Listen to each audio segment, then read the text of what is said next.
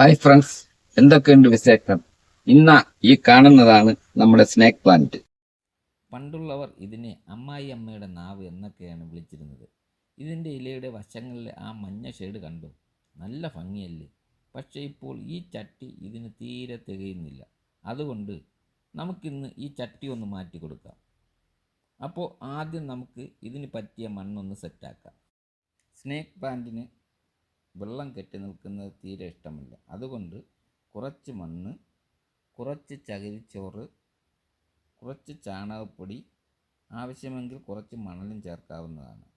ഇതെല്ലാം കൂടി കൂട്ടിയിട്ട് നന്നായി മിക്സ് ചെയ്ത് നല്ല അയഞ്ഞ മണ്ണാക്കിയെടുക്കണം. വെള്ളം ഒഴിച്ചാൽ ചട്ടിയിൽ തങ്ങി നിൽക്കാതെ അപ്പോൾ തന്നെ അങ്ങ് പൊയ്ക്കൊള്ളണം. ഇതിനെ എല്ലാവരും എന്തിനാണ് ബെഡ്റൂമിൽ വയ്ക്കുന്നത് എന്നറിയാമോ? ഇതിന് ക്യാം എന്ന് പറയുന്ന ഒരു പ്രത്യേക പരിപാടിയുണ്ട്. അതായത് നമ്മൾ സുഖമായി ഉറങ്ങുന്ന സമയത്ത് ഇവൻ സുഖമായിട്ട് വായു ശുദ്ധീകരിക്കും.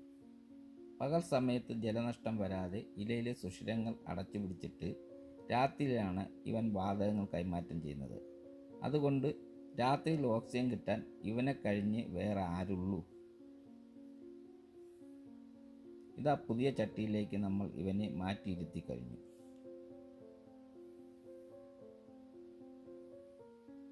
ഇനി ഇതിന് ചുറ്റും ലേശം മണ്ണുകൂടി ഇട്ട് ഉറപ്പിക്കാം. വലിയ വെളിച്ചമൊന്നുമില്ലെങ്കിലും ഇവൻ ഉഷാറായി നിന്നോളും. എപ്പോഴും നനച്ചിവനെ കൊല്ലരുത് കേട്ടോ. മണ്ണ് ഉണങ്ങിയാൽ മാത്രം കുറച്ച് വെള്ളം ഒഴിച്ചു കൊടുക്കുക. അപ്പോൾ ഇത്രയും ഗുണമുള്ള ഒരു ചെടി നിങ്ങളുടെ വീട്ടിലുമില്ലേ? എങ്കിൽ ഒരെണ്ണം അങ്ങ് വാങ്ങിച്ചോ.